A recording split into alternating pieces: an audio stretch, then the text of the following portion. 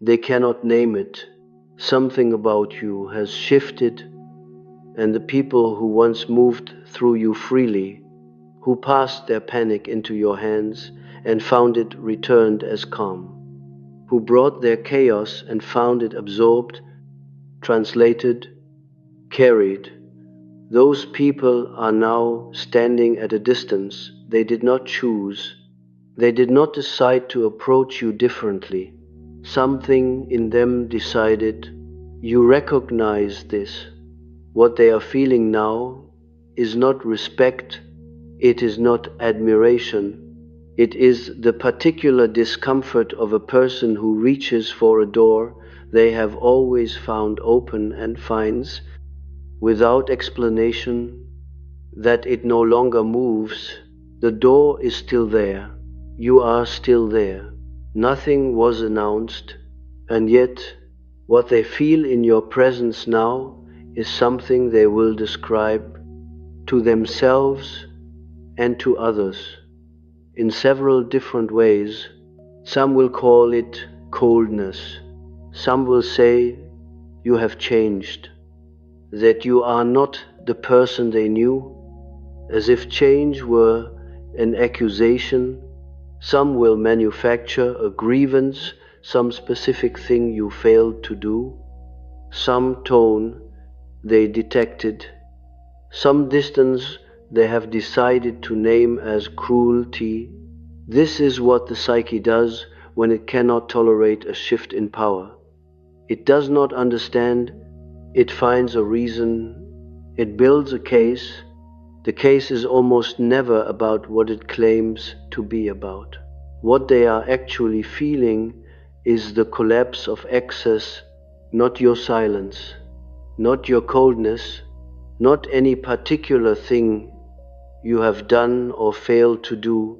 What they are feeling is that the structure they built their relationship with you upon, the structure that required your permeability, your readiness to absorb, your willingness to hold what they could not hold in themselves, that structure no longer has a foundation, and the human psyche, when it loses the surface it has long leaned against, does not immediately register that the surface is gone.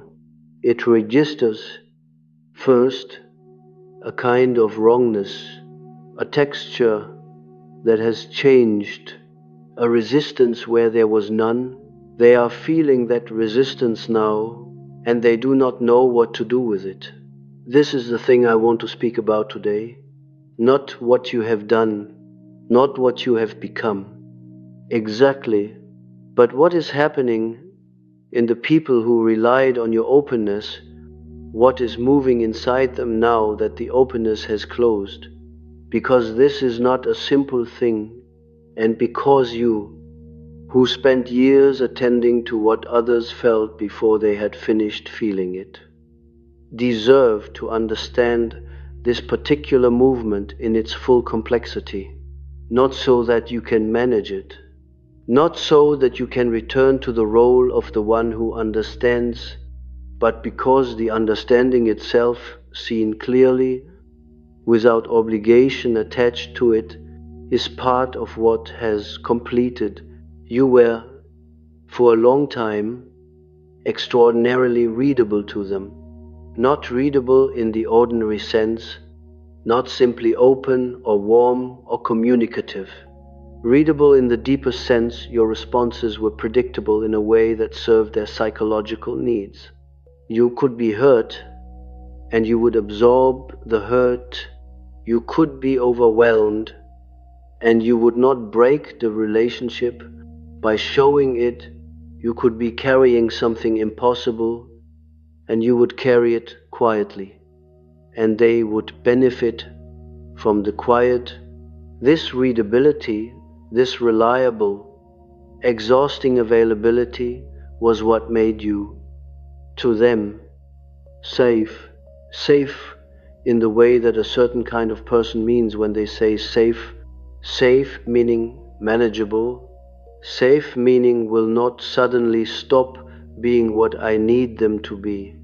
What they are feeling now is the collapse of that safety. I want to be precise here. I am not speaking of deliberate harm. I am not speaking of consciously predatory behavior, though in some cases that element was present. I am speaking more fundamentally of what happens when one person becomes the carrier of another's unlived psychological material. In my work on the dynamics of projection, on what happens between people when one person cannot face their own shadow, I observed this pattern with a frequency that was ultimately not surprising. The person who cannot hold their own panic looks for someone who can. The person who cannot tolerate their own anger finds someone who will feel it for them. The person who is terrified of their own inadequacy needs desperately someone who will hold competence in their stead. This is not done consciously. This is the unconscious at work. The projection does not arrive with a note of explanation.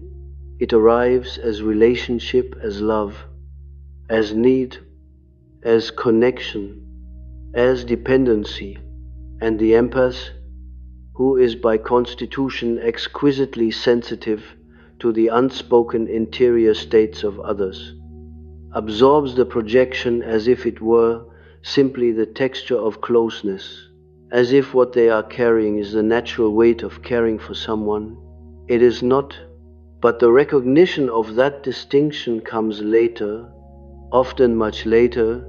What interests me now is what happens after the recognition, specifically what happens in the one whose projection has been quietly, without announcement, withdrawn from its carrier. The mirror has gone dark. That is the simplest way I can name it. For years, you held a reflection they needed, not the reflection of their best self. That is a romantic way of speaking about it. You held the reflection of their comfort, their sense of being manageable, of being complex in interesting ways, of being someone whose chaos had consequences for another person. That last piece is important, the fact that their emotional state landed in you, that it produced visible effects in you, your concern, your anxiety, your accommodation, your willingness to rearrange this confirmed at a level below language, that they were real, that they mattered, that their interior life had weight. When you stopped absorbing, when something in you, quietly and without ceremony, declined to receive what was being sent, they lost that confirmation. The mirror went dark, and a person standing before a dark mirror does not immediately understand that the mirror has changed. They understand, first, that something in the room feels wrong. What they feel in that first moment is a species of unease that is very difficult to name from the inside. It is not quite anxiety, it is not quite anger, though anger often follows. It is closer to the feeling of placing your foot on a step that is not there. A brief, disorienting moment in which the body has already prepared for something that the ground refused to provide. You have felt this in them, even recently, the slightly too long pause before they speak to you, the particular quality of attention they now give you, watchful in a way they were not before, searching for something they used to find easily, the unexpected bids for connection that have a different texture than before, more urgent, or more careful, or more brittle. These are the first signs of what is happening in them. The psyche searching for the old pattern and finding it absent. What follows that first unease depends on what kind of person they are. But there is a sequence I observed again and again in my clinical work, and I want to name its movements carefully, because each movement tells you something precise about what was actually happening between you, about the psychological architecture that was, for all those years, holding the relationship in place. The first movement is retrieval, the attempt, often without realizing it, to retrieve the old version of you, not the real version, the functional version, the version that absorbed, that softened, that made itself available on demand. This retrieval attempt takes many forms: increased contact, sudden warmth, old patterns of intimacy resurrected, a reminder, sometimes oblique and sometimes explicit, of what you meant to them, of what you shared, of what they need from you. This is not manipulation in the conscious sense.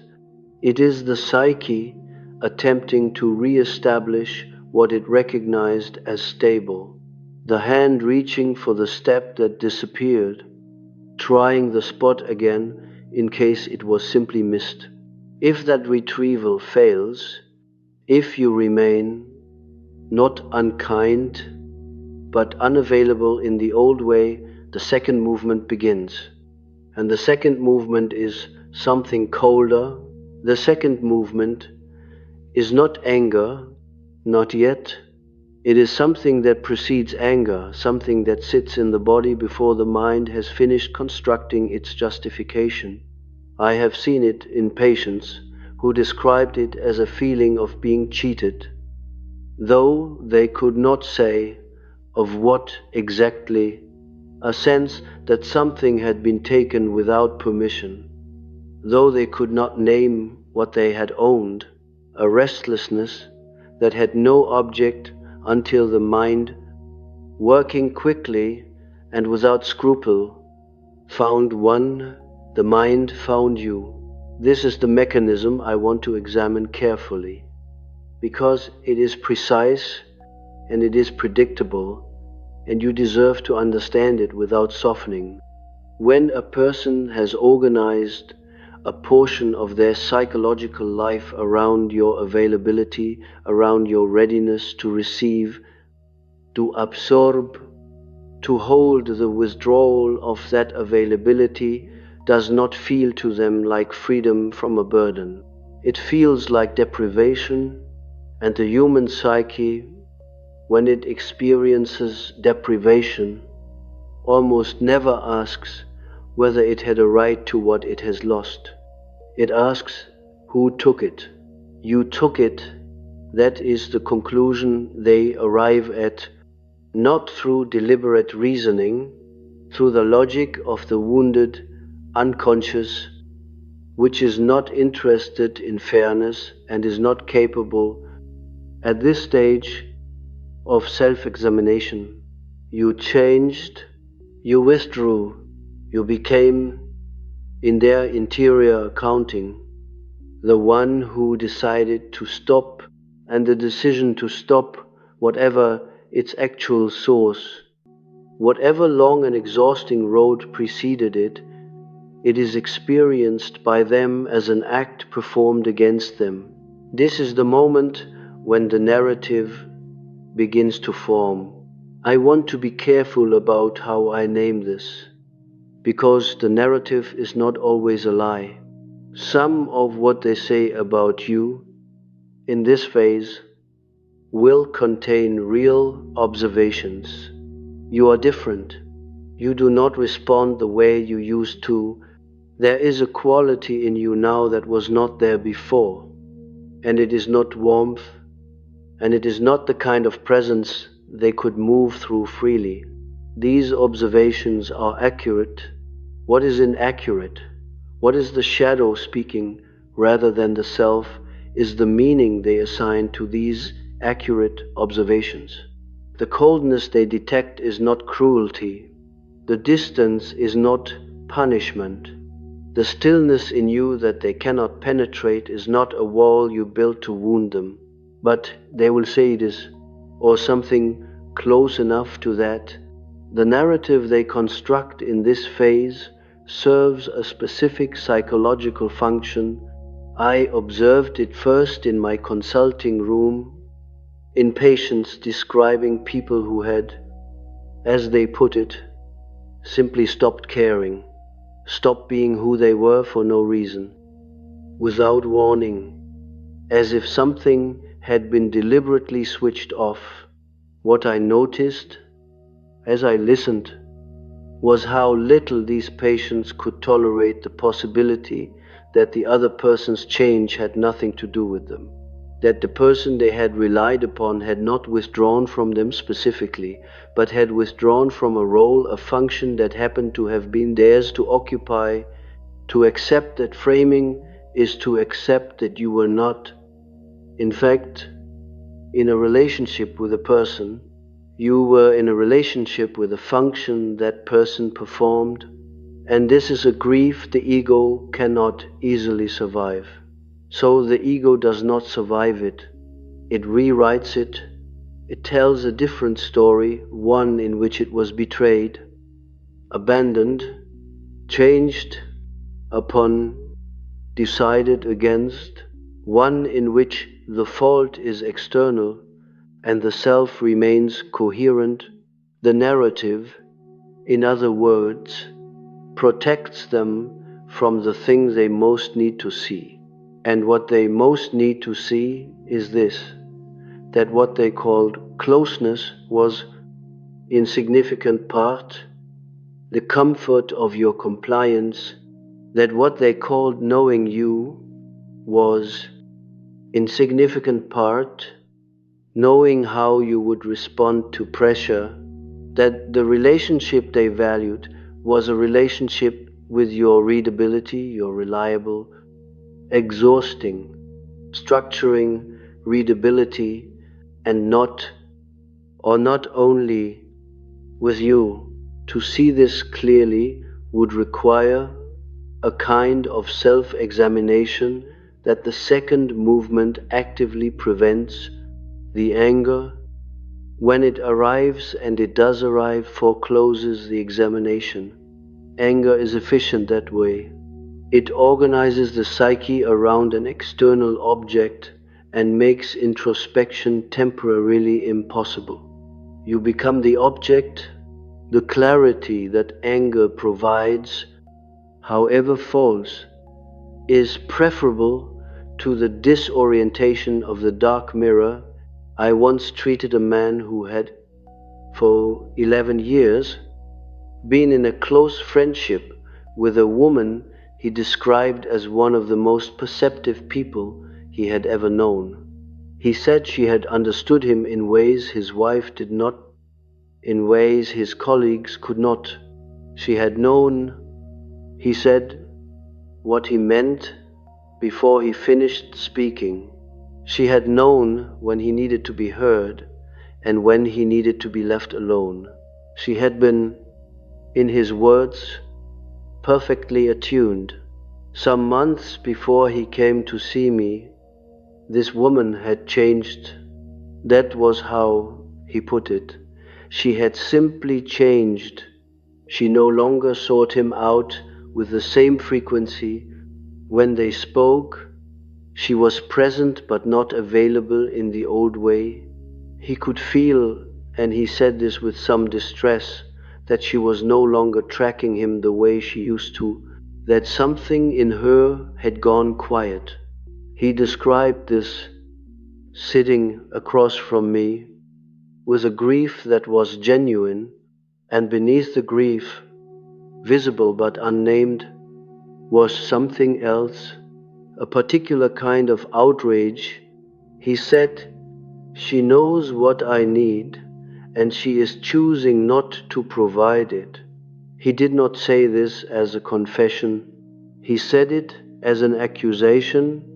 He did not hear, in his own words, the thing that was visible to me, that he had just described a relationship in which another person's perception and emotional attunement had been held as a personal resource, that the loss he was mourning was not the loss of her.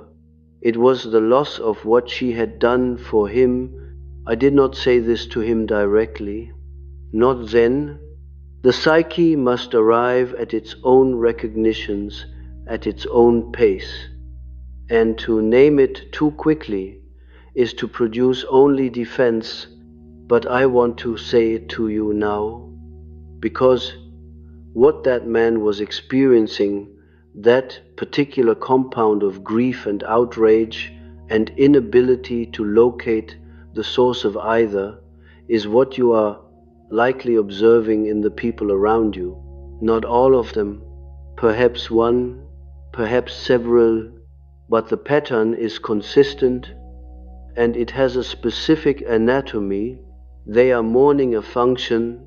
They are furious at the person who was performing it. They cannot yet tell the difference between the two. The third movement begins when the retrieval has failed and the narrative has formed and the anger has been sustained long enough that something else becomes necessary. Anger requires energy.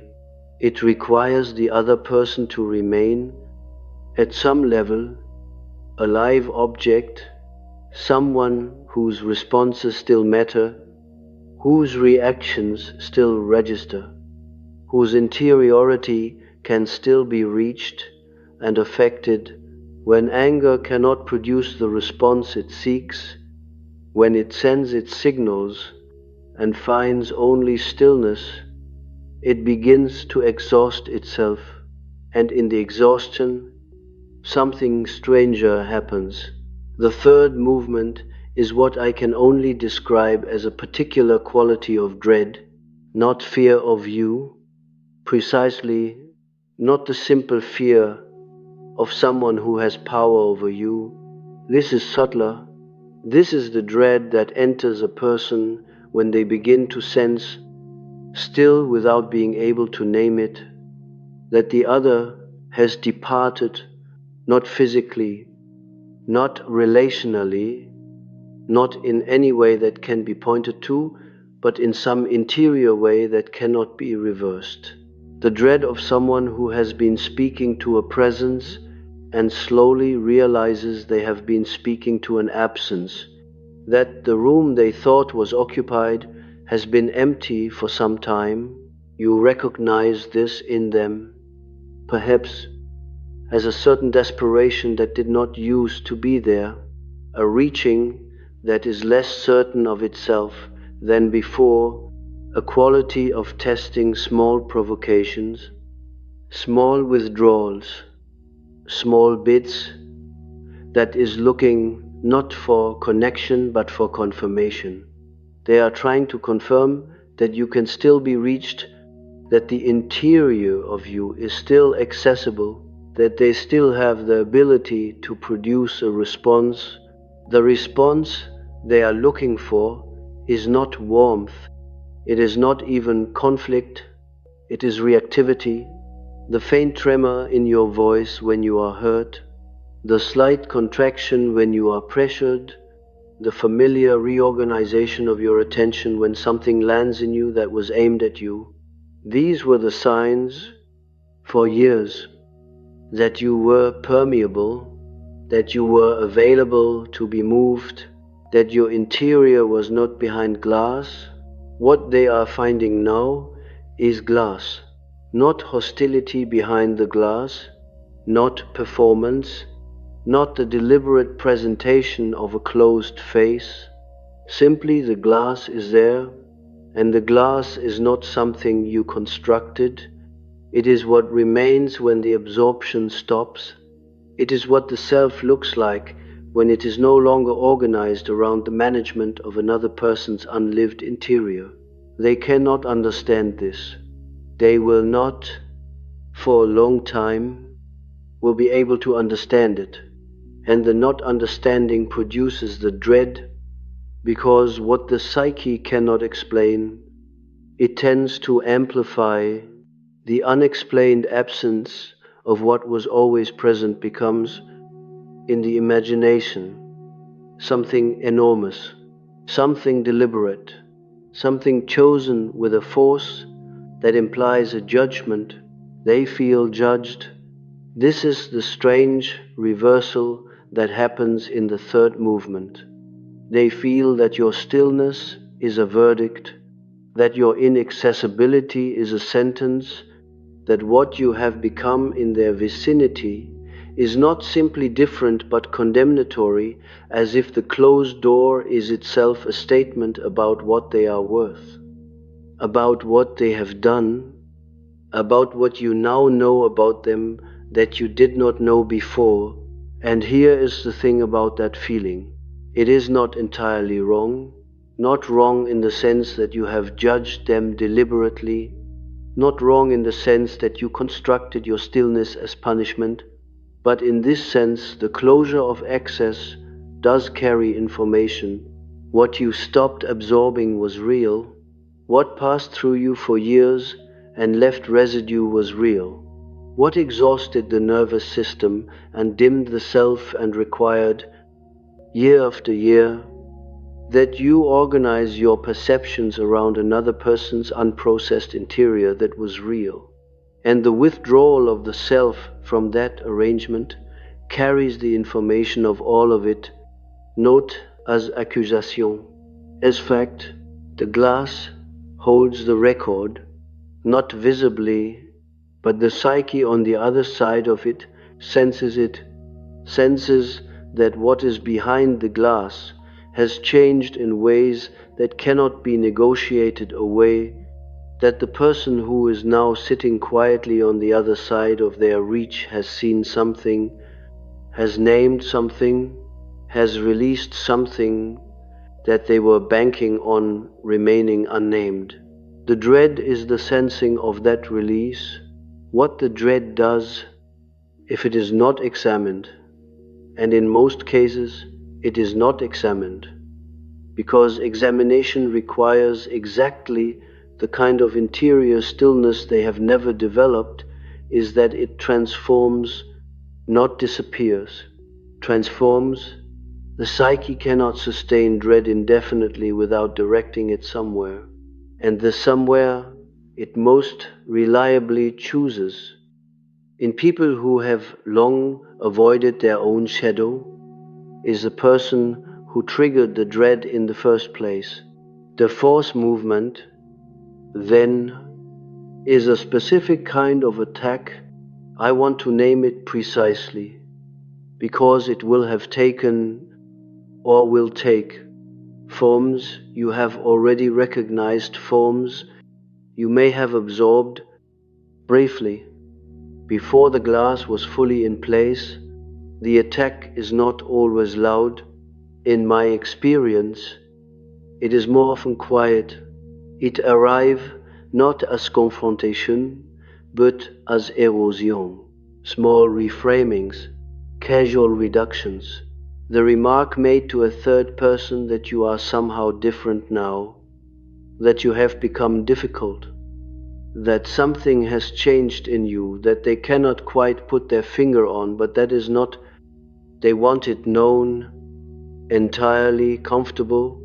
The word cold appears again here, the word distant, sometimes the word arrogant, which is perhaps the most revealing of all, because arrogance is what the ego names the refusal to remain subordinate.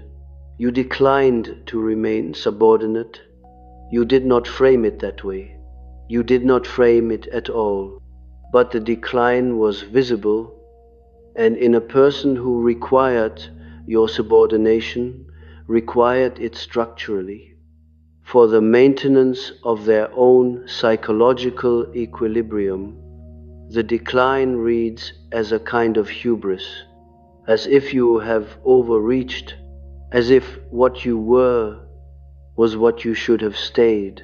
I want to stay with this for a moment, because it contains something important about what the relationship actually was.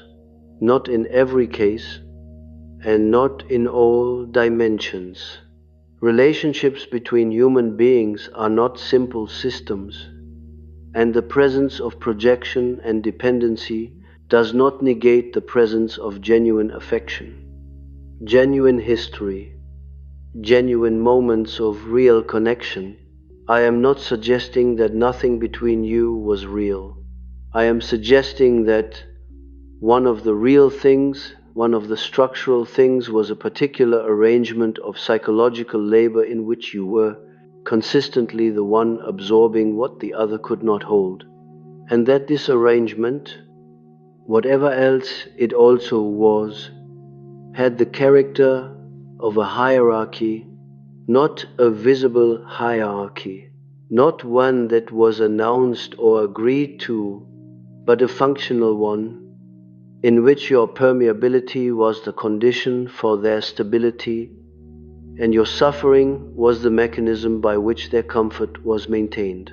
When that hierarchy dissolved, not through conflict, not through negotiation, simply through the quiet internal completion of something in you, what they lost was not only your presence. What they lost was their position, and the loss of position is something the psyche defends against with a ferocity that can look from the outside, like love, like grief, like genuine wound. I am not saying the grief is false. I am saying that inside the grief, and often beneath it, is something the grieving person cannot see: the specific distress of a system that has lost its organizing structure, the specific outrage of an interior life that was calibrated to your availability and now cannot find its calibration point. They will not name it this way. They will name it loss. They will name it your fault. They will name it a change in you that is unjustified, unexplained, perhaps even cruel. And there will be moments, I say this because you need to hear it said, there will be moments when you will almost believe them. Because you are the person who spent years reading the interior states of others with more accuracy than you read your own. And what you will read in those moments is genuine pain. And the genuine pain will briefly make the case that you caused it, that you are responsible for it, that the right response is to open the door again. This is the moment the glass matters most. Not because you are cold, not because you are indifferent to their pain, but because you have learned, at a cost I will not underestimate, that opening the door does not resolve their pain. It resumes your function. Those are not the same thing. I have called this, in my work on the dynamics of projection and the unconscious burden sharing between individuals, the point of irreversible differentiation. It is a moment not dramatic, often quiet, sometimes barely perceptible, at which the self has separated sufficiently from the projected material it was carrying that it cannot, in any genuine sense, remerge with it. The separation has completed at a level below volition. It is not a decision you keep making. It is a fact that has already been established in the structure of the psyche. The door is not closed by effort. The door closed because the room behind it became, at last, your own. What continues on the other side of that closure is the residue of the old arrangement expressing itself in the people who depended on it, and the residue does not move quickly. The human psyche, in its attachment to what organized it, is slow. The grief that follows the loss of a functional arrangement can last years and can, across its duration, take on many different textures and registers. I want to name several of these because you may encounter them And because each one will attempt in its own way to reopen the door, the first residue is nostalgia, not your nostalgia, theirs. They will speak, sometimes directly to you and sometimes around you, of who you were, of a time when things were different, of a quality in you, in the relationship, in the shared life, that has apparently been lost. This nostalgia is real in the sense that it refers to something real. There were moments between you that contained genuine warmth, genuine recognition, genuine humanity, but the nostalgia is also selective. It recalls the warmth and omits the weight. It remembers the connection and erases the cost.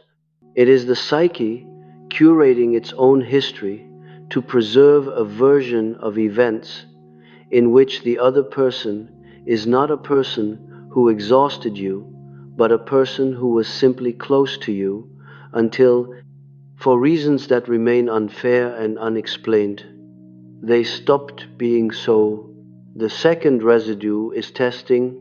I mentioned this earlier in the context of dread, but it deserves its own examination because it continues past the dread phase and takes on different forms. The testing in the dread phase was looking for reactivity, for evidence that you could still be moved.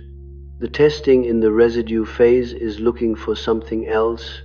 It is looking for re-entry points, small moments of softness that might expand, small responses that might indicate the old permeability is still somewhere available, a look that held a moment too long, a tone that was warmer than usual, a moment when you seemed briefly uncertain. These things are catalogued, they are returned to, they are used as evidence in the ongoing internal case. The psyche is building the case that the door is not really closed, that the closure is temporary, that with the right approach, at the right moment, the old arrangement can be recovered. You will notice, if you have not already, that the testing has a particular quality of patience. They are not impatient. They are not frantic. Usually, they are waiting, and the waiting has beneath its surface in a kind of absolute conviction. The conviction that what you were is what you are, and that the current configuration is a phase rather than a fact. This conviction is not something you can argue against. I want to be clear about that. The conviction is not a conclusion they reached through reasoning. It is a psychic necessity. As long as the psyche requires the old arrangement, as long as the interior life that was calibrated to your absorption has not found another means of calibration, the conviction that the door will reopen is not a mistake. It is a survival mechanism. The psyche believes what it needs to believe in order to defer the confrontation it cannot yet endure. The confrontation it cannot yet endure is this, that the person they knew was not entirely a person to them, that the relationship they valued was a relationship with a function, that they were, in some portion of their engagement with you, relating not to you, but to what you were willing to do, that the qualities they praised in you, your depth, your sensitivity for your understanding, your capacity to hold what was difficult, were qualities they valued instrumentally, not exclusively, not without genuine admiration, but instrumentally in that the admiration and the reliance were not fully separable, and in that What they most admired was the thing that most benefited them. To arrive at this recognition is a genuine psychological event, not pleasant, not quick, and not, in most cases, something that the people you are thinking of will accomplish in the time frame you are currently living in. I will not make you a promise about their eventual understanding.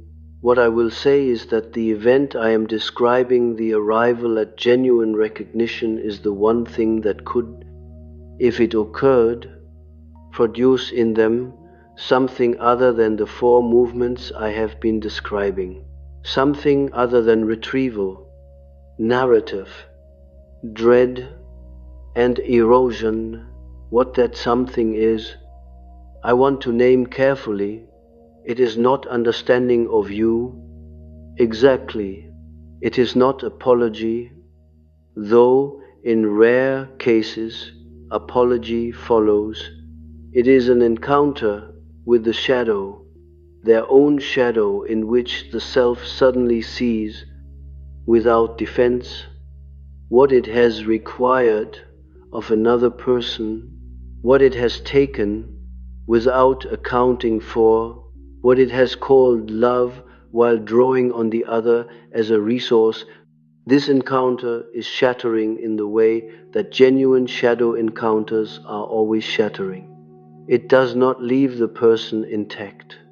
It restructures something in them that was built on false premises, and the rebuilding takes time and requires a willingness to remain in the rubble of the old self-image long enough to understand what the rubble is.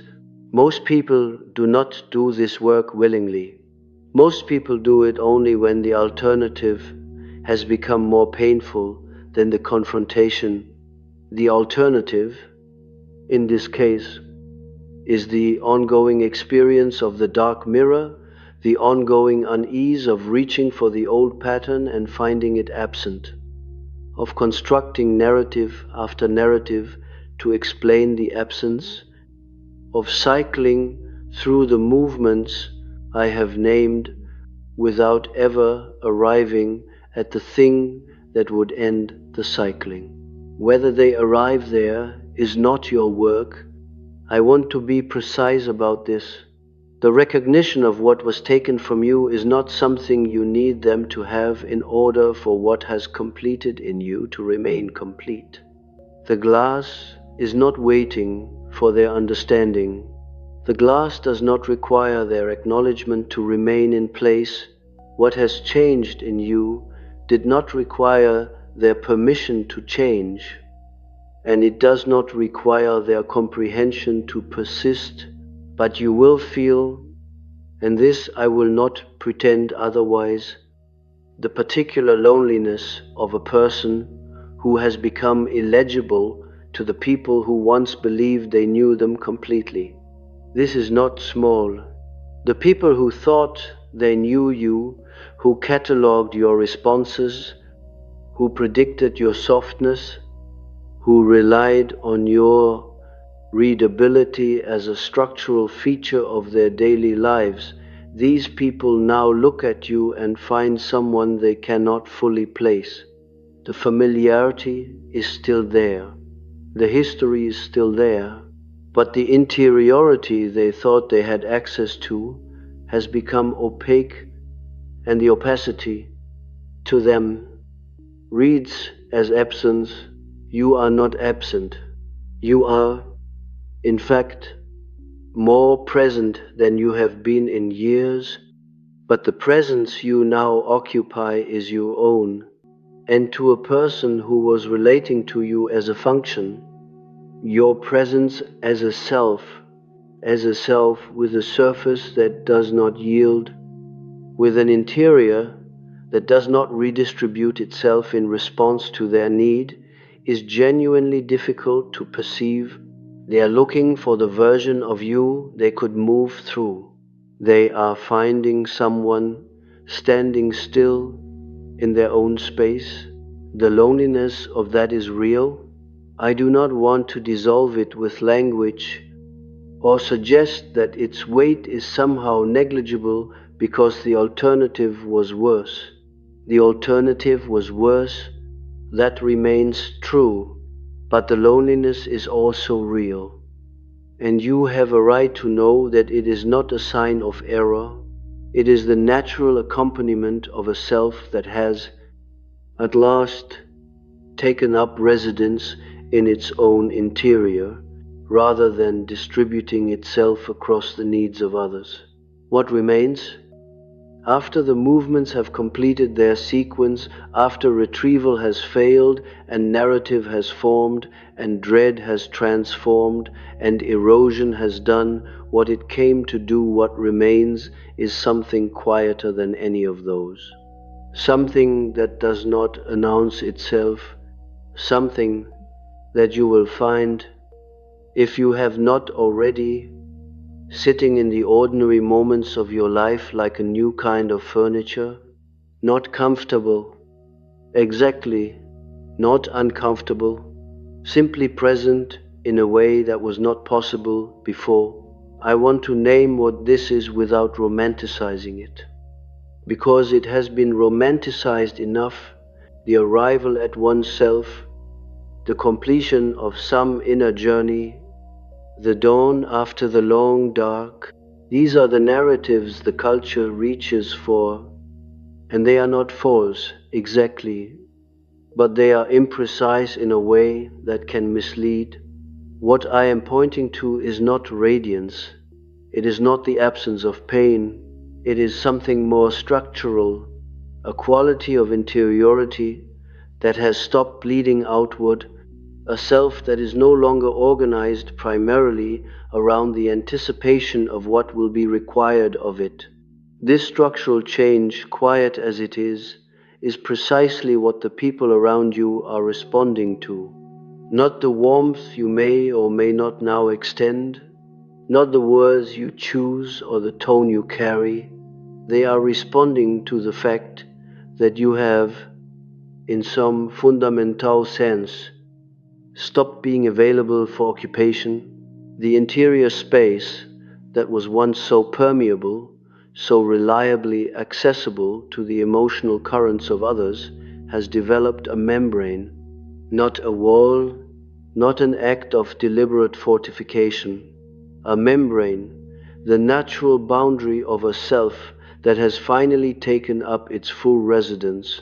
I observed this in my clinical work with some regularity. This moment in a person's development, when the self stops distributing itself and begins, for the first time, to cohere, it does not look like a victory from the inside. From the inside, it often looks like loss, a peculiar loss of something that felt like connection, like meaning, like the particular sense of being necessary that had, for so long, functioned as a substitute for the simpler experience of simply existing. The person who stops being needed in the old way does not immediately feel free.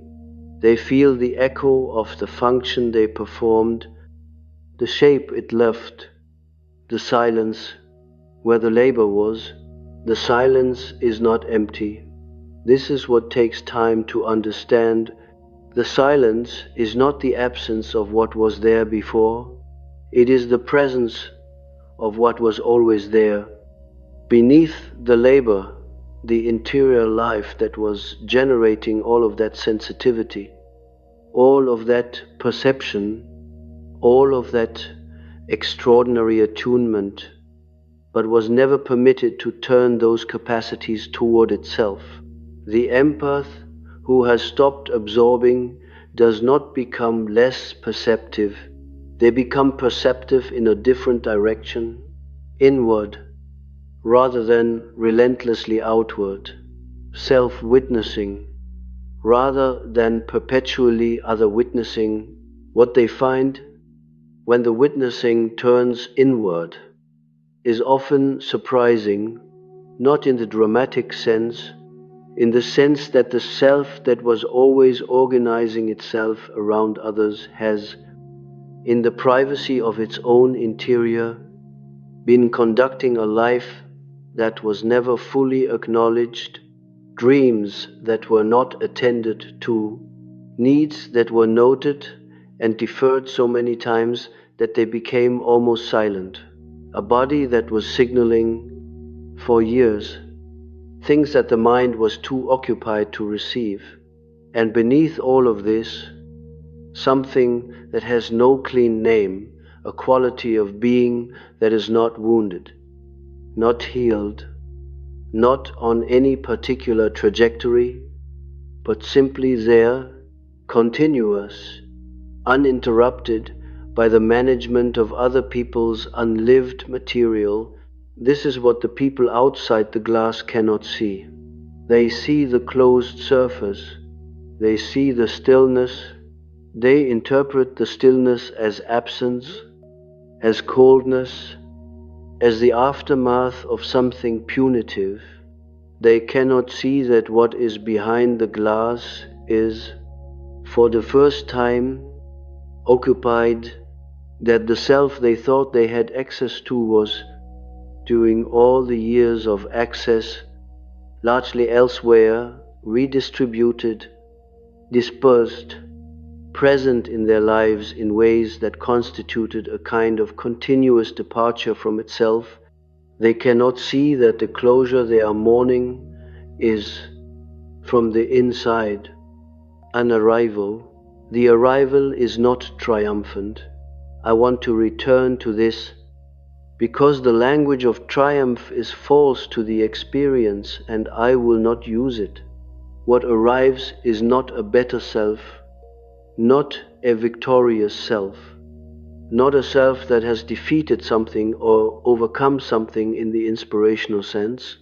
What arrives is simply the self, the actual self, unmediated by function, unorganized by the requirements of others, present in its own life in a way that feels, at first, almost disorienting.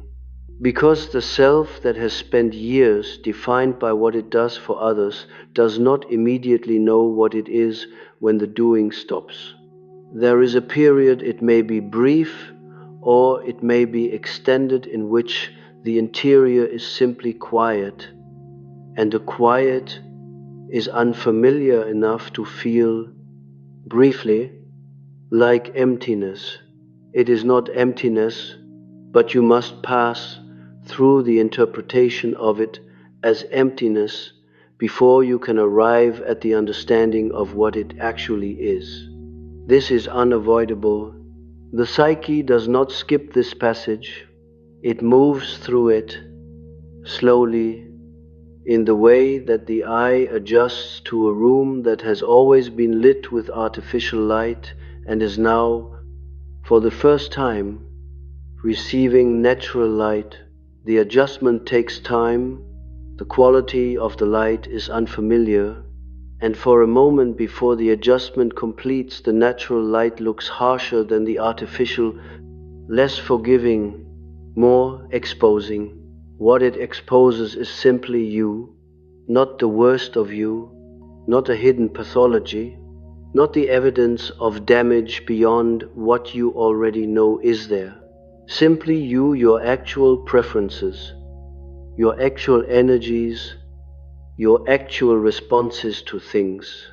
When those responses are not being filtered through the requirement of usefulness, this exposure is the beginning of something I do not want to name too quickly, because the naming has a way of collapsing the experience into a concept before the experience has finished moving.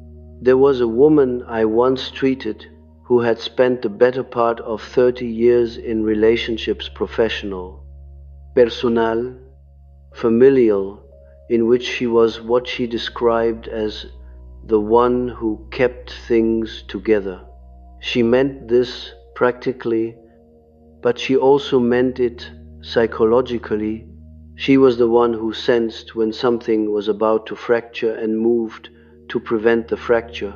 She was the one who absorbed the moods of rooms, who recalibrated her own responses to maintain the equilibrium of whatever system she was inside. She told me she had never been in a room in her adult life that she had not immediately begun to manage. She said this without complaint. She said it the way a person describes a fact about themselves that they have not yet recognized as a cost. In her third year of work with me, something shifted. She came to a session and described, with some bewilderment, an experience she had had the previous week at a gathering of friends. She said that at some point during the evening, she had simply stopped, not left, not withdrawn into silence. She had continued speaking, continued being present, but something in her had stopped monitoring, stopped scanning the room for distress signals, stopped organizing her behavior around what she sensed in others. She said, "I was just there." And then she said something I have not forgotten. She said, "I don't know who that was." She did not mean this as distress. She meant it as genuine inquiry. The person who had simply been there, present without function, was unfamiliar to her. She had spent so many decades as the managing presence in rooms that the experience of being an unmanaging presence felt like an encounter with a stranger. The stranger was herself. She sat with that, the strangeness of her own presence in her own life, and what followed over the months after was not a dramatic reorganization. It was a slow, quiet filling in, a gradual acquaintance with an interior that had always been generating its own life underneath the management, underneath the labor, underneath the extraordinary attunement to others, the interior that had been there all along, that had simply never been given the room to be its own primary concern. I tell you this not as an illustration of where you are going. I cannot tell you where you are going. I tell you this because what that woman encountered, the strangeness of her own presence, the disorientation of a self that has stopped being primarily useful, is something you may have already encountered, or may be in the middle of encountering. And I want you to know that the strangeness is not pathology. It is not a sign that something is wrong with the new configuration. It is the specific disorientation of a self meeting itself, perhaps for the first time in a long while, in conditions that are genuinely its own, what the people outside the glass will never fully understand. And this is not a condemnation of them, simply a description of the limitation is that what they experienced as your withdrawal was your arrival. That the door that closed for them was the door that opened for you. That the untouchable quality they now sense in you is not a defense and not a punishment, but the natural presentation of a self that has stopped needing to be touched in order to know it exists. They wanted your permeability. They benefited from it. They named it in their own vocabulary as intimacy, as connection, as your particular gift, and in some register they were not wrong. The permeability was real, and what passed through it between you and them was sometimes genuinely connective, genuinely human, genuinely more than mere transaction. I will not reduce all of it to function, but the permeability was also beneath the genuine connection, a wound that had been adapted into a skill, and the healing of the wound does not preserve the skill in its old form. The skill transforms, The attunement remains, but it no longer bleeds. The perception remains, but it no longer costs what it cost. The capacity for depth remains, deepens, even, but it is no longer at the disposal of anyone who knows how to reach for it. This is what they are sensing and cannot name, not your absence, your arrival at terms. The terms are yours. They were not negotiated.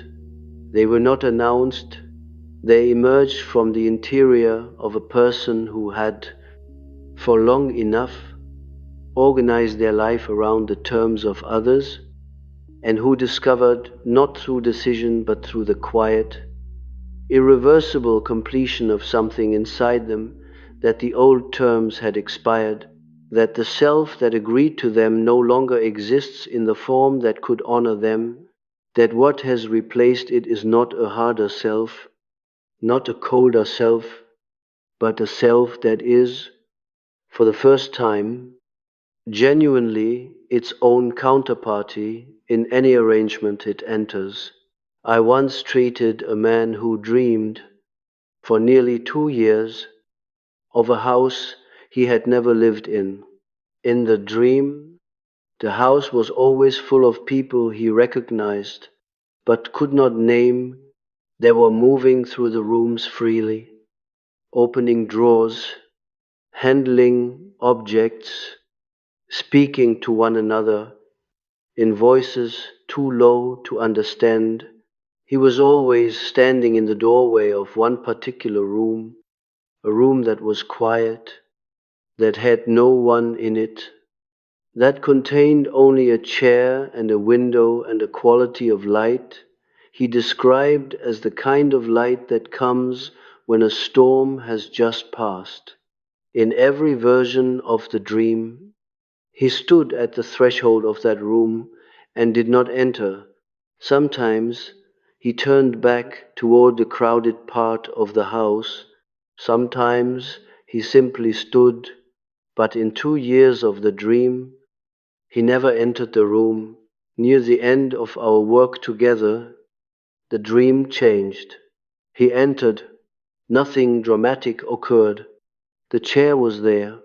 The window was there. The light was the light he had described. He sat down.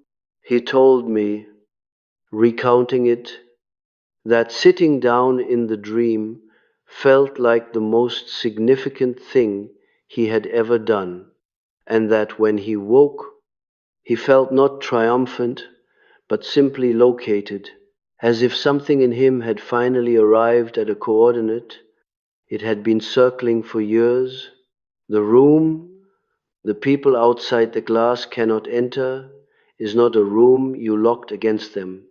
It is the room you finally entered yourself, the room that was always there, on the other side of the function, on the other side of the labor, on the other side of years of being the one who could be reached, who could be moved, who could be relied upon to hold what others could not hold in themselves.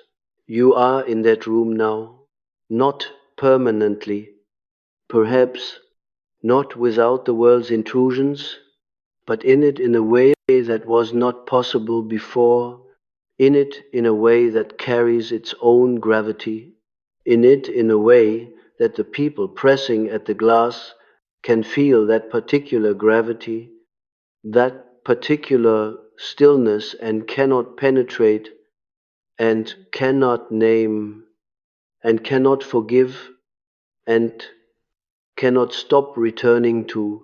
What they feel when you become untouchable is the weight of everything that was taken and is no longer available for taking. The permeability has ended. The function has been withdrawn. This has been Carl Jung Original, a space where the patterns most people live through can finally be named.